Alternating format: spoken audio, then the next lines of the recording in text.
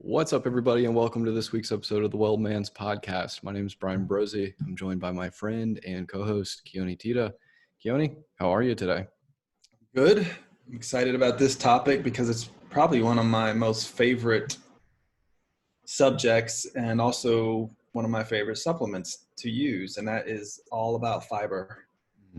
And the reason why I like fiber, and it's probably one of my most favorite supplements, is because it really is like supplementing what we naturally would get in our diet, the way our ancient ancestors got fiber. So just want to talk about that today with everybody. And the reason why I like it so much is because, the root cause of many chronic illnesses in our society really stems from gut health and not having good digestion. Yeah. So, Can we back up a second, Keone? You're saying yeah. with fiber, our ancestors got a lot more than we do Oh, currently? yeah. Yep. Okay. And I'm going to go into just about how much they did get and what the average American gets in just a second here. Okay. I'm sure So that's going to be people, yeah, preposterous. right. Yeah, it's pretty crazy. But anyway, with chronic disease, I mean, if you have one kind of like supplement that kind of really you want to get up to par the way our ancestors did, it really is fiber. And that fiber does all kinds of things as far as like helping your gut health. So it helps stabilize hormones via making sure that you have good gut flora. It helps decrease inflammation. A lot of that has to do with making sure that you have good gut integrity and making sure, again, that you have good gut flora. Fiber helps satiate, so it can help with weight loss. Fiber helps detox. It's a binder, so it will bind things that shouldn't be there and help pass through. It keeps the bowels moving. A high fiber diet also means a low blood sugar diet. So fiber decreases blood sugar absorption. And then also fiber is one of those things that has a lot of research on it as far as helping to prevent cancer. So in nutritional research, if we can be sure of two things, having a high fiber diet is very healthy. And that's not across the board for everybody. We'll talk about that. But for the most part, for a healthy individual, having a high fiber diet optimizes your health. It helps prevent cancer. The other thing that we definitely know in nutritional science is that a plant-based diet is a very healthy thing to do. And with plants comes a lot of fiber. So they kind of go hand in hand. Yeah. Yeah, especially if you're eating that ginkgo that we talked about last time. Ginkgo will give you your greens, and also it will add fiber also. I just want to give a shout out to Jillian, my wife, also my favorite digestive expert. She's all about healthy guts and helping people get healthy. Anyway, you can check her out at jilliantita.com. We've had her on a couple times in the past. Hopefully we're going to have her on soon to talk about some other things that have to do with digestive wellness. But her she's book got a great book. Yeah, it's Natural Solutions for Digestive Health. You can find it on Amazon. Awesome. So what is fiber? When people hear the term fiber, they just think of, it's that stuff that's like in cereals. You see a box of cereal that says it's high in fiber. Well, that is actually a wonderful, wonderful marketing ploy. I'm not saying it's not true, but you have to think about fiber relative to carbohydrate. Now, people go, well, I thought fiber was carbohydrate. Yes, you're exactly right. Fiber is a carbohydrate, but I'm talking about relative to starchy carbohydrates, or the carbohydrates that get broken down into sugar. Okay. Right? So the average person, Keone, shopping in the grocery store, what can you break that down food wise a little bit more? Yeah. Mm-hmm. So just so people understand the difference, dietary fiber is a non-digestible form of carbohydrate. It's usually found in plant foods, primarily fruits, vegetables, whole grains, beans, nuts, and seeds. The other forms of carbohydrate are digestible, right? So they're Right. usually the ones that can have an effect on blood sugar for the most part. All right. And a lot of the dietary fiber we talked about helping promote good gut gut bug health. Hmm. They're also classified as prebiotics, because your gut bugs can actually eat this fiber and hence make you healthy. So they're kind of digested via the gut bugs. So let's break it down even further. So just to make it real simple, if you want to eat a high fiber diet, which you should, just really think about whole foods, okay? But now let's think about whole foods relative to starchy carbs, okay? Okay. So green leafy vegetables, or vegetables that are very high in fiber, like spinach, kale, broccoli. You could even think about cabbage, just green leafies, dandelion greens, scallions, Mm. those types of things. They don't have a whole lot of sugary or sweetness to them, so to speak, or they're not full of starch like a potato is. They're very high in fiber relative to sugar. I got it. Okay, so Okay. you can think about it.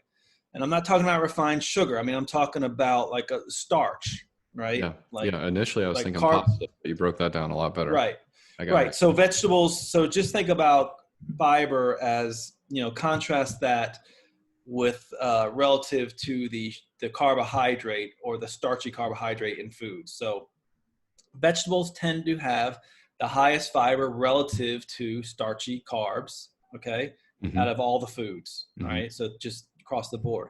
After that, you can think about starchy vegetables being pretty good, right? So now we're thinking about squashes. Now we're thinking about potatoes. We're thinking about any type of tubers or anything like that.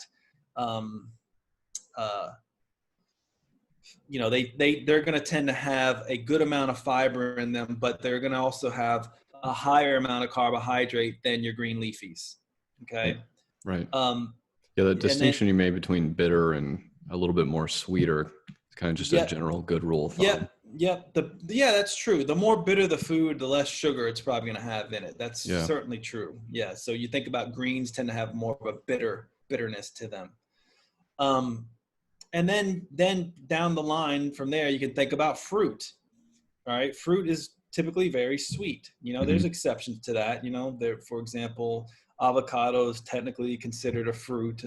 Tomatoes are technically considered a fruit, and they don't have a whole lot of sweetness to them. But they are sweet relative to these greens. Yeah. Um, Yeah.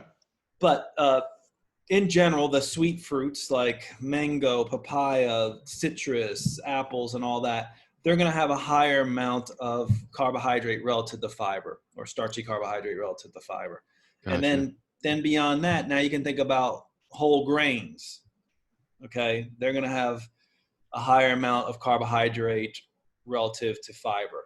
When you start getting into refined grains, so you take the whole oat groat, so to speak, and you crush it and make oatmeal as opposed to oat flour, you can see down the line, right, you're getting less and less fiber and more carbohydrate. Yeah. Yeah. And I'm slowly building a cart at the grocery store, I can see. Yeah. You're definitely Right. going to find fiber just from that. We talk a few times about kind of the outside of the grocery store versus the outer perimeter versus the inner Hmm. portion with all the processed foods. Obviously, you're going to be on the outskirts getting the fiber. Yeah, typically the produce is going to be on the outskirts. As soon as you start going down the aisles, you're going to start getting more fiber You messed into up, your. man. Yeah, yeah. Find You're going to yourself start. in the aisles. Yeah, yeah. You're gonna start getting more carbohydrate as you go down the aisles, right? For the most part.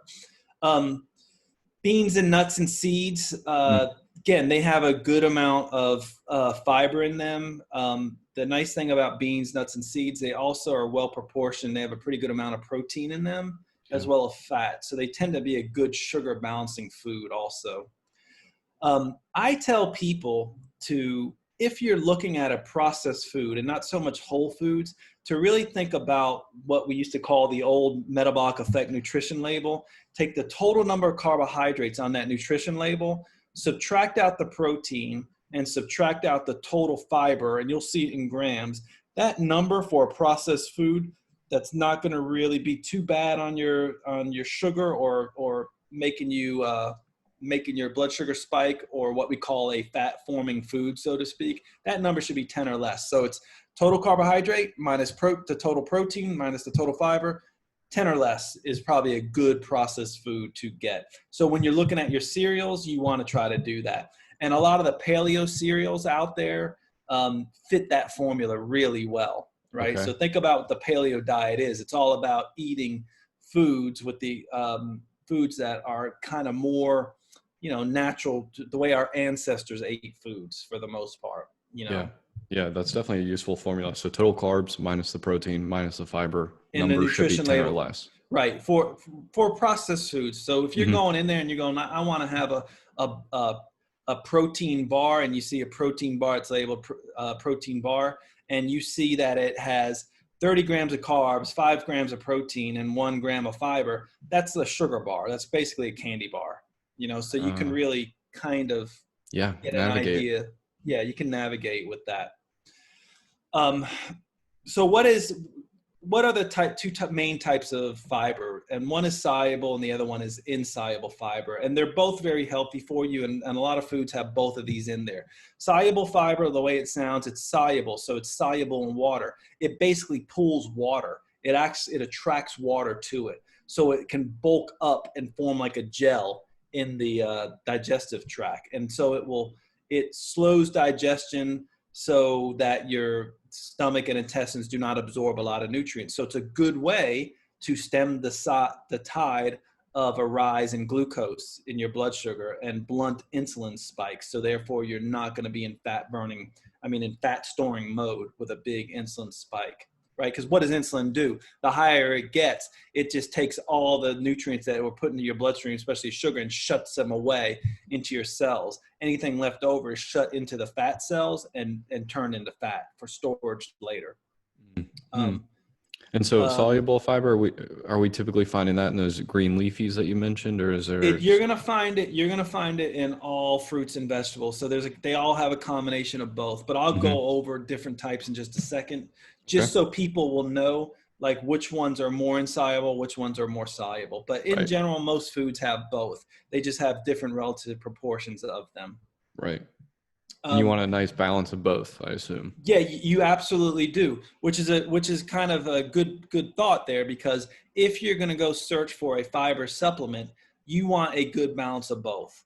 All right, instead of one or the other, because they both impart healthy benefits. So the soluble fiber, basically can blunt things and slow absorption down of things that can make you fat, or they basically can definitely help, because of that, help cholesterol levels go down over time. They improve glucose levels. They actually, if you eat soluble fiber, what they do, they attract water. They can make you feel satiated, so you eat less calories. So a lot of these things can be used as a fat loss supplement. Yeah. All right. It's one of my favorite fat loss supplements. You're going to buy a pill to help you with fat loss, then try to do fiber, and these things are found, they're found mostly in like, I don't know. Well, psyllium husk has both soluble and insoluble fiber. But psyllium is considered more soluble. Pectin, soft parts of fruits, dried beans are all examples of soluble fiber. Insoluble fiber is not soluble in water. It's found in peels of fruits such as apples and blueberries and grapes.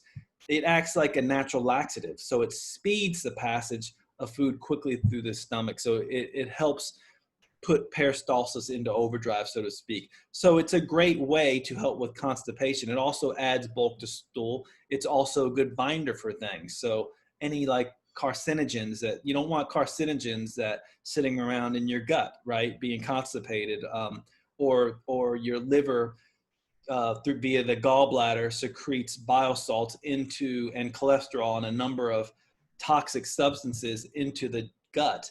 And if you don't have a lot of fiber, you don't bind them well and pass them out. They can get recirculated back into the body. This is why when we did our detox podcast, we talked about one of the best things you do for detox is make sure that your digestive tract is working well. So you're having bowel movements, normal bowel movements every day. You're staying well hydrated. You're eating fiber. Fiber supplements are an integral part of detoxing yourself every single day.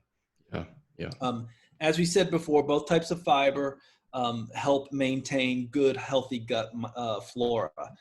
If you have a low fiber diet, your gut flora is not healthy. And the research on the microbiome is fascinating. Mm. It's just fascinating. A poor microbiome increases your risk of all kinds of disease and illness in every system of your body. So neurologically, cardiovascularly, all types of cancer, affects your kidneys and everything else. So these gut bugs are extremely, extremely important to maintain through a high fiber diet. Yeah, absolutely. I think we have some episodes with Julian on here talking about that Right. specifically. Yep. Now, I know there's an optimal level with things, Keone, and I know there's a recommended level with things. So what do they recommend? And then what would you say is an optimal level here of daily intake? So optimal level, it's really interesting how research is done, especially in the modern day. But if we want to always go back to our ancestors to get an idea of how nutrition should be taken. I'm not saying that we should mimic it specifically. I don't necessarily agree with like, well, you should always eat paleo, I don't think that's true at all. I think eating a whole foods diet, a Mediterranean-based diet, has really a lot of good research on it and is also a high fiber diet. But a paleo diet also is a high fiber diet, and it's a good model diet for how we should eat. So some of the paleo research that is going on there, how our Paleolithic ancestors ate, they're saying that ranges for fiber content ranged at the low end from 50 grams of fiber per day to 100 grams of fiber per day. Wow. Or more. So that's huge. Now contrast that with the average American. The average American gets somewhere between 5 grams of fiber a day on the low end and upwards of maybe, if you're lucky, 20 grams of fiber a day. Wow. All right. No wonder And there's a bunch then of chronic disease. it's part of the reason. It's a big part of the reason. And then the health people out there that do the research and everything else, the government research here says that a good goal would be to shoot for, try to get 30 grams of fiber a day. With a whole foods diet, that's not too hard to do. Okay, you can do that. But the reason why I wanted to bring up the whole fiber relative to sugar thing is, yeah, I can go in there and eat, I don't know, what would it be? Let's say there's 10 grams of fiber in a bowl of cereal, and I can go in there and eat 3.5 bowls of cereal, actually 3.5 servings of cereal, which is probably a big bowl filled to the hilt, which a lot of people don't realize. They just think, An American bowl. Yeah, well, they think one serving is a bowl. Right. In their mind, psychologically, they're doing that. But really, if you go look at one serving of cereal, It's like a half cup. Oh, yeah, it can make you cry. Yeah. But let's say you do your 3.5 bowls of cereal, right? And so therefore, you get your 35 grams of fiber. But then what you're not telling yourself or looking for is maybe with each serving, you're getting 30 to 40 grams of sugar with that. Right. That so equation's off. Yeah, so you have to pay attention to that. And that's why, and cereal is what? It's a processed food, right? Mm-hmm, mm-hmm. So you have to make sure it kind of fits that nutrition label rule that we talked about, the metabolic effect nutrition label rule that we stated in the beginning. So that's very, very important. But it is fascinating to me, 100 grams of fiber a day of our ancestors. So that just blows me away. So I was like, when I first started doing some research on fiber and reading about it, I was like, man, there's no way people can get, 50 grams or 100 grams of fiber in a day. So I assessed a typical day. And again, my typical day of nutrition, when I did this, is probably very, very different than somebody else's. And I did it in a way where it was an optimal day for me. So I don't want people to get, depressed about this by any means. Uh-huh. But I just wanted to assess like a typical healthy day for me when I ate and how much fiber I would get in there. So let me just go over this. So for breakfast this day, I had 2 eggs with pepper, turmeric, parsley, and garlic. We did our spice podcast. I use spices on everything. By the way, I can back that up. So spices are going to have I don't know. The amount of dietary spices on your food, I usually just count as like a gram. And that may be way off, but I usually count it as a gram of fiber when I'm sprinkling spice on my food. Okay. Yeah, Keone, just a question. When you're tracking this, what are you using to track this? You're writing it out in a journal? You Yeah, use one of those apps? I wrote it out. Yeah, you can use an app. This one I just wrote out. I would look at the label of what I was Yeah. doing just so I can do it when I sent out an email newsletter on this, so I could show people what I did. So I just wrote it out and looked at the label on food, Okay. right? All right. So So we got breakfast. breakfast, right?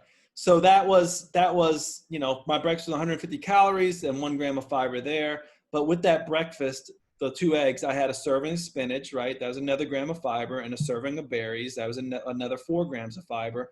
And then I had a 1/3 cup of oat bran with cinnamon, okay? And that was another 8 grams of fiber there. And I did oat bran, right? Oat bran is the more fibrous portion of oatmeal, okay? So oat bran is a really good way to increase your fiber. Like if you do oatmeal, that has a lot more starch in it, all right? And If you do oat bran, you're getting a lot more fiber in it. so oat bran is a step kind of, if fiber speaking, a step It above moves, like a whole oat. yes. Yeah, it is, because it's mostly fiber. It's basically you're taking out the fiber portion and making a cereal out of that. So oat bran, you can find that in the health food store. So that's one way to increase your fiber. Mm. So then I did for a snack, I did a serving of pistachios. It's 150 calories. That was another 3 grams of fiber. I did 4 figs with 200 calories. Again, think about figs; they're sweet. One thing, and these were whole figs; they weren't dried figs. The one thing I want to tell people is the water content of fruit is very important. As soon as you start eating more dried fruit, you're getting more of a sugar spike. All right, Yeah. water. You want to eat the whole fruit. And you certainly don't want to pull fiber from it. But I had 4 whole figs. That's another 6 grams of fiber that I had. For lunch, I had a magical salad that we talked about on our podcast. Now Get it right now. the fiber content in there, and I had it with chicken. So that was about 300 calories. I had it and I drowned in olive oil and balsamic vinegar. But that was about 10 to 15 grams of fiber there. All right. I had a serving of black beans. That was another 12 grams of fiber.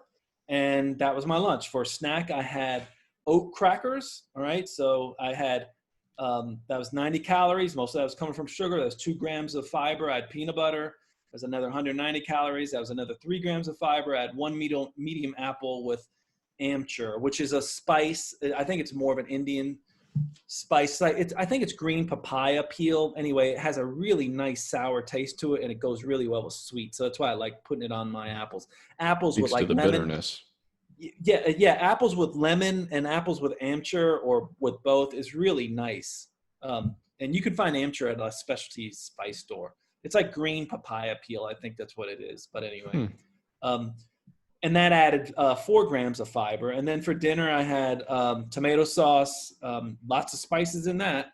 You can certainly, and we talked about that. Didn't we do a tomato podcast? We talked about. We absolutely did do a whole episode on tomatoes. We did. And we talked about it being a carrier for spices and good fiber content. And there was 9 grams of fiber there. I had a serving of cannelli beans. So look, I think beans are great. I know a lot of people in the paleo world, well, it's not natural. Well, you know what? If you cook them really well, you digest them really well. They're really good for you. There's lots of research on them. So even though they're not stereotypically known as a paleo food, I tell people to eat beans if you can tolerate them well. I had a little bit of cheese. There's no fiber in that. And I had a little bit of olive oil with that, no fiber in that. And a glass of wine for that dinner, no fiber in that. And then I had dessert.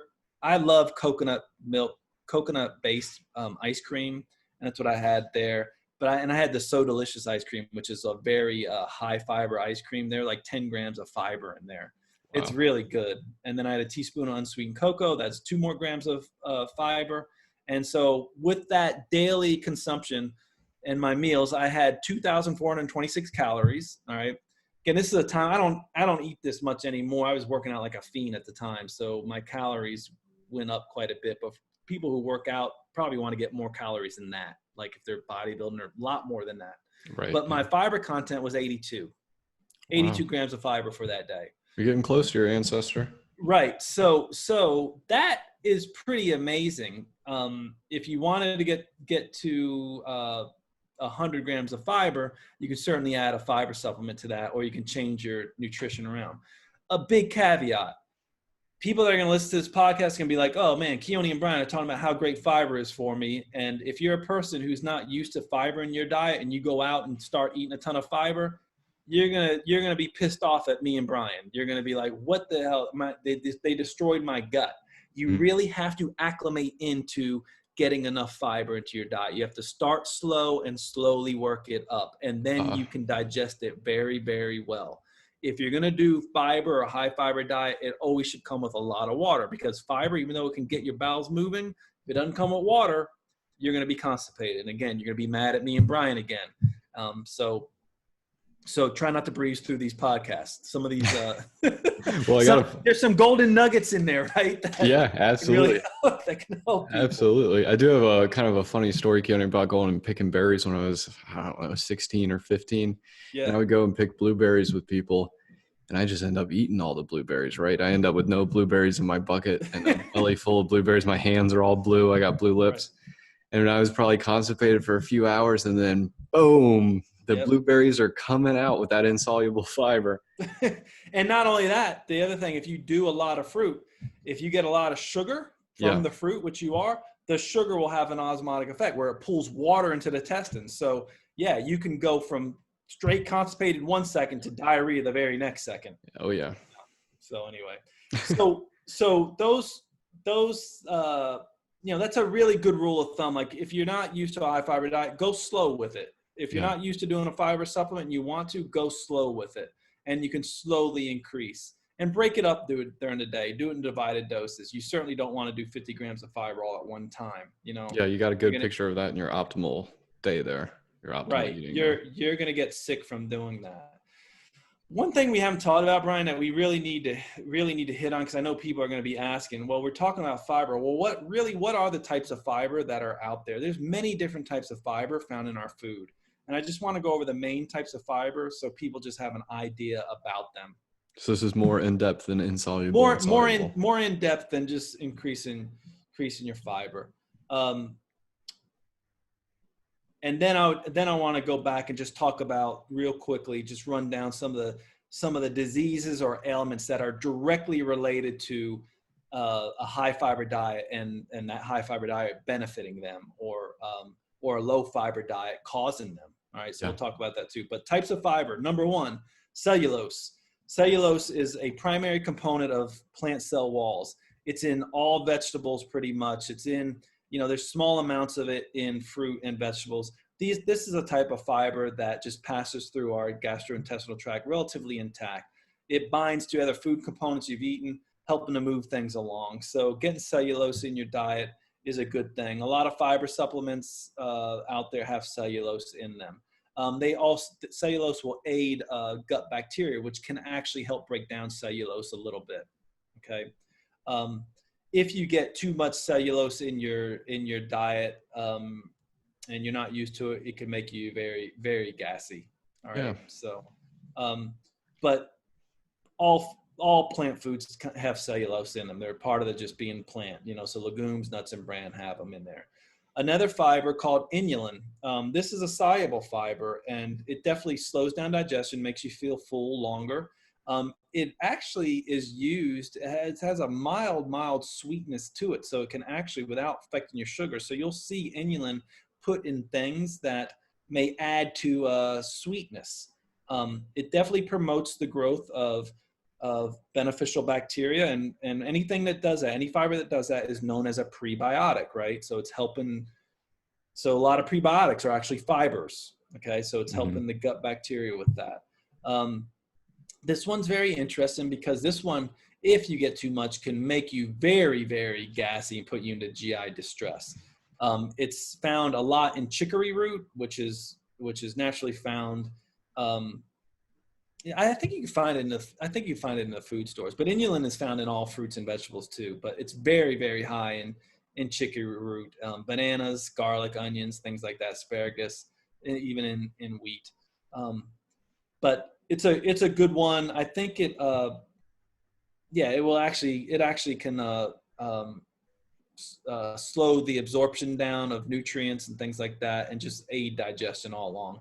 Pectin, we briefly talked about. Again, it's a stereotypically, there's a gray area, pectin, between insoluble and soluble fiber. This one's stereotypically a soluble fiber. It helps reduce the glycemic response, right, by stalling glucose absorption into the bloodstream. It's well metabolized by our gut bacteria. Helps lower cholesterol. It helps get fatty acids out of the body by doing that. Found very high in fruits, carrots, potatoes, smaller amounts in legumes and nuts. Another one is called beta-glucans. Beta-glucans are very high in like mushrooms. Beta-glucans actually have some good research on them as far as having anti-cancer activity. Also a prebiotic, food for our gut bacteria. It increases satiety, so it can make you feel full, so you eat less, and it also helps manage blood sugar levels. Psyllium, primarily a soluble fiber, has insoluble component to it. It basically helps you pass stool easier. A lot of fibers do that. It forms a gel that can bind sugars. Again, helps the reabsorption of sugars and cholesterol and toxins or toxicants from being reabsorbed into the body. It mainly is psyllium comes from the psyllium plant seed. So you see this one a lot in fiber supplements. Yeah. Another one is lignin. Like cellulose, this is a big part of plants there. It will literally solidify poop very well. So again, it will help you pass, but also if you're not drinking a lot of water, it can make you constipated. So you have to be careful with a lot of these fiber supplements. Again, it's found in almost all foods: wheat, corn bran, legumes, vegetables, fruits, avocado, and ripe bananas. So it's another fiber to be on the lookout for. And typically, when you're looking for a fiber supplement, you want a mix of these. Typically, you really want to make sure you have a fiber that's predominantly soluble and one that's predominantly insoluble. Yeah, I was going to ask you, since we got there, just kind of the over-the-counter things that you see, Keone, where you get these big tubs of psyllium husk, or just what do people look for?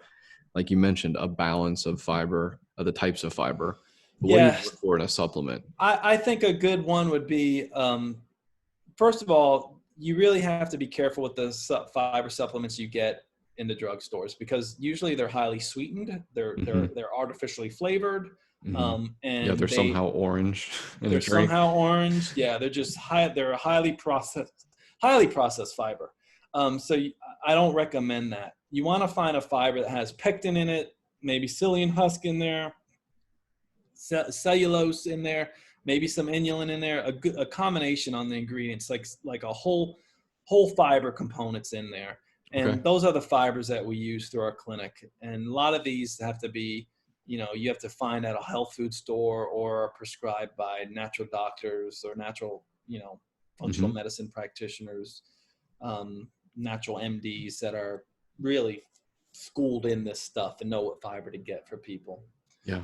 Another fiber I just really want to talk about is called resistant starch. Resistant starch is similar to soluble fiber. It's a fermentable fiber too, meaning that your gut bacteria can chew it and chew it up, and it's good for gut health. But there are different types of resistant starch out there. And one of them I think we talked about on a podcast, and that was resistant starch that is formed when you cook a food like a potato, and then or rice, and then you cool it in the refrigerator. It's kind of like that transition from being cooked and then being cooled. You basically create a type of starch in there that is not well absorbed and doesn't do anything to your blood sugar. So that's why I think on one podcast we talked about fat loss tricks, and resistant starch was one of them. So if you're going to eat rice and you want to have a starchy type, you're craving rice, it's better to eat it cold than to eat it hot. You get less of a sugar spike.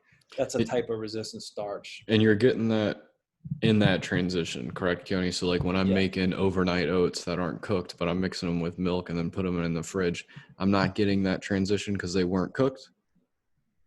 You want to make sure they're cooked and then cooled. So that would go for things like a baked potato that's cooled, rice that has been cooked and then cooled, pasta that has been cooked. You basically think about eating cooled starchy foods, you get less of a sugar spike with those.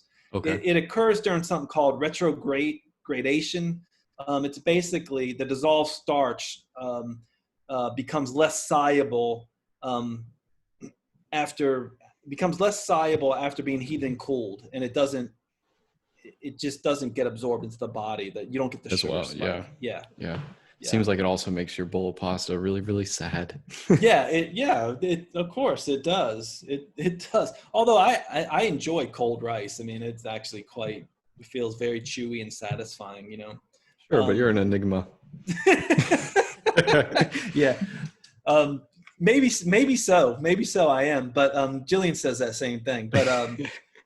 But it is interesting, and it doesn't mean that you have free reign on eating cold rice. I mean, you're still going to get a sugar spike from it, but less so if you're doing hot or warm rice. Yeah, certainly a valuable tool, like as you're tweaking things on that higher level.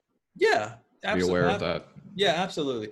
Anyway, the resistant starch is broken down into like RS1, resistant starch 1, RS2, RS3, RS4. You can look those up. The resistant starch that happens from being cooled is RS3 resistant starch. So there's many types, but all of them are not well digested or absorbed into the body, right? Like the sugar content of the carbohydrate is not. I've got to assume you're not seeing those in fiber supplements very often.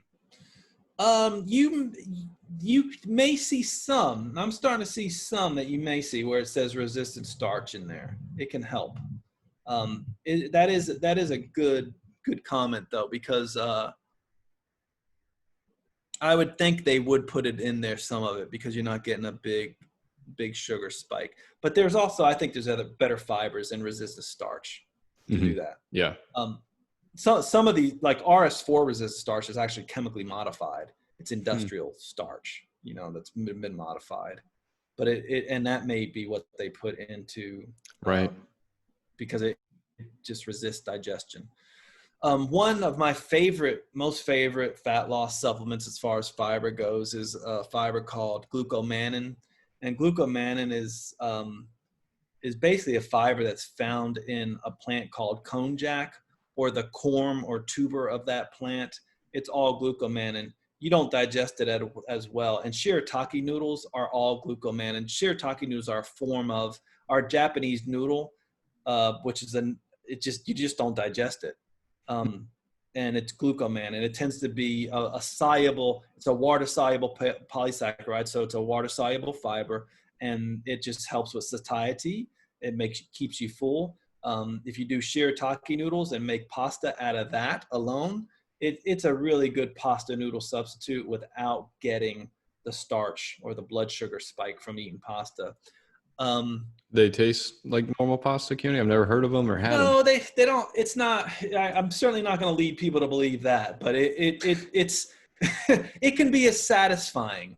I got you. It's certainly better to me than some of like these bean pasta noodles and what are the other crazy noodles they have like out chickpea there? pasta? Yeah, like that. The chickpea pasta stuff tastes to me. It's just not. It's not. I like a chickpea pasta. Do you like it? Yeah, do you like it? Okay. I mean, I like when I eat stuff like that, I have to load it with sauce and like cheese just to give it taste. But and I prefer the shirataki noodles, or they're also called miracle noodles. You can find them everywhere. But if you get a pure konjac noodle, shirataki noodle, there is zero carbohydrate, or all the carbohydrate in there is classified as fiber. Let me put it that way. Gotcha. All right. Okay. So if it says 4 grams of fiber in that serving, or 4 grams of carbohydrate, all 4 grams of that carbohydrate are 4 grams of fiber also. All right. So glucomannan is something that's used a lot in Asian cuisine. There's actually something called salep, SALEP. It's a tuber of an orchid that's used in like Greek cooking and Turkish cooking, which is also glucomannan. So they may use it in like beverages or soups or something like that. It can be used as a food thickener, emulsifier. A lot of these fibers can. And there's research on glucomannan. Actually, there's some decent research on seeming to help with weight loss, but also lowering cholesterol levels. What else? Oh, some of the diseases I just want to just go over briefly that will benefit from fiber that research has shown does. Um, Constipation is a huge one. Higher the fiber, the better. Yeah. And if you're getting greater than 25 grams of fiber in your day, which is not difficult to do if you just eat a whole foods diet, you can just track it. You can really help your constipation. On the other end, it also helps with diarrhea. Irritable bowel syndrome helps with that. Helps with hemorrhoids. I guess you see the theme. Any of the digestive tract issues, it helps. Inflammatory bowel disease, diverticulosis. It helps Yeah. lower cholesterol. We just talked about that with glucomannan. It helps with diabetes. We talked about a lot of these fibers slowing down sugar absorption. The higher the food in fiber, the more of a anti-diabetic medicine it is. Right. Definitely helps with obesity. The more fiber you have, you feed your gut bacteria, you balance hormones. It helps you to stay in fat burning mode. But the more fiber you have, you don't eat as much. So therefore that helps with obesity. Colon cancer is the biggest one that it helps prevent, but it helps with all other cancers and also kidney disease. These are researchable things where fiber can help. And we're talking only 25 grams of fiber or more per day that it can help with that. All right. Yeah. I mean, Now, these are things that take a big healthcare cost in general out of our society. Absolutely. They really, really do. So a couple caveats about fiber, because, with any medicine, anything you're using as medicine, there's also can be a downside if you don't know what you're doing. Right. But there's not a whole lot of downside to fiber. One of them is you have to go slow with it if you're not used to fiber. Okay. That goes with supplements and food. So we already talked about that. If you're doing a lot high fiber type diet, you want to drink plenty of water, especially with a supplement. A lot of fibers you mix in water anyway. Mm-hmm. So definitely do that. Also, if you're taking fiber supplements, they tend to bind things. So if you take them a fiber supplement with your multivitamins or your medications, your drugs, they may bind them and decrease absorption of those. Okay, so you're getting less of an effect there. Yeah. It doesn't mean a lot of multis, like if you generally every meal is high fiber or tends to be high fiber, you don't have to worry about it so much with your supplements. I'm really more concerned about it with with people's medications and things like that. Yeah. So, And it's another reason why you wouldn't want to take all your kind of that example you gave of eating a cereal where you don't want all your fiber at, the 30 grams or the 15 grams. You think you're doing awesome all at breakfast. And you also took your multivitamin. Right. Passing everything right through. And this is not something to be neurotic about. Like if you're doing, I don't know, if your meal has 10 grams of fiber in it and it's a whole foods meal, then that doesn't mean you can't take your supplements with that. It's fine. You're going to get decent absorption in there. But great point. But just keep it in mind that doing a lot of fiber especially with prescription meds may lower the absorption of that. There's something out there called the FODMAP diet. Have you heard of that, Bryan? I don't think so, no. All right. Well, the FODMAP, FODMAP, Jillian talks about the FODMAP diet all the time. Anyway, it stands for fermentable oligosaccharides, disaccharides, hence the FOD, and then the MAP is monosaccharides and polyols, okay, hence the MAP. They're all short-chain carbohydrates that the small intestine absorbs poorly, okay? So people who have issues with digestion or have small intestinal bacterial overgrowth, are called SIBO, or what else? Anything. I think that's the main one, but there's other ones out there where if you eat these and or high fiber diet, you get significant digestive distress. But these FODMAPs are one of the things that you probably want to eliminate. And you can Google FODMAP, FODMAP, diet, and find a diet that's low in FODMAPs, okay? So FODMAPs and high fiber diets kind of overlap. They're not completely married to each other though. So by eating you can have a high fiber diet, but actually have it eat low FODMAP, okay? Okay. All right.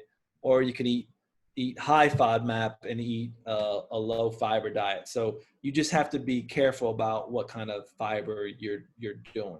Typically, somebody will be put on a FODMAP diet when they see somebody like Jillian or a physician like myself, where we're just trying to tone down the irritability going on in the gut.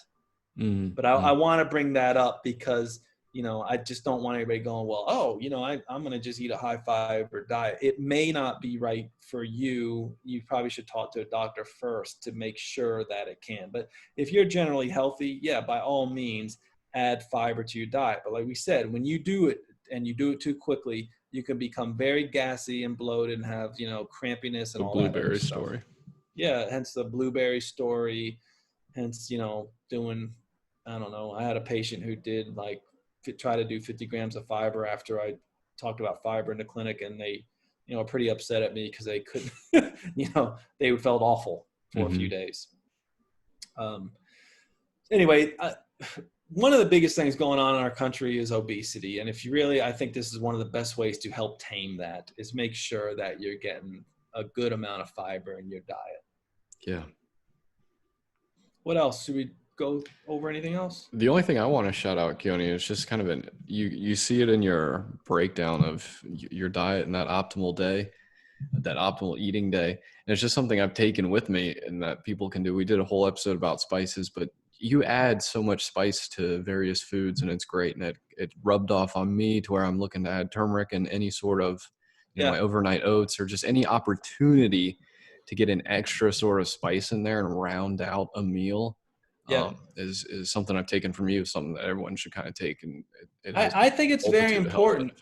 Oh, absolutely. There's a multitude of health benefits with it. And spices really enhance the flavor of things, I mean, we talk, like one of the things I do, I have like a morning shot of coffee. I put cardamom in. I love the taste of cardamom and coriander in there. Vanilla ice cream, with cardamom in it is heavenly. It's just heavenly. I mean, you guys got to try this. I mean, especially if you do like the high fiber coconut ice cream, the Sobe ice cream or whatever, it's really, really nice. I think the spices can really add what's stereotypically known as like the unforbidden desserts. It really enhances that and can make it a healthy, enjoyable experience, right? Yeah. So, a little serving of ice cream drowned in cocoa powder, which is my favorite, it makes it healthier. It certainly makes that dessert healthier. So yeah, all these meals are rounded out by all these little additions that you're doing. I mean, on salads, think about pepper, think about turmeric on your eggs, cinnamon in your oat brand. You can really enhance that. And you can basically consider all that, fiber as you put it on there.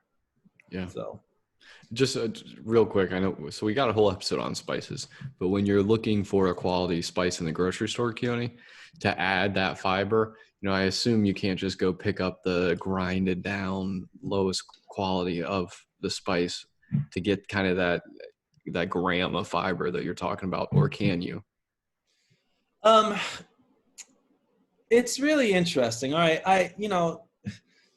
In general, for a healthy person, you don't have to be that worry of, you don't have to worry so much about the fiber if you're generally healthy and where it's coming from. I mean, in general, most fiber that you get in the stores these days are going to be good.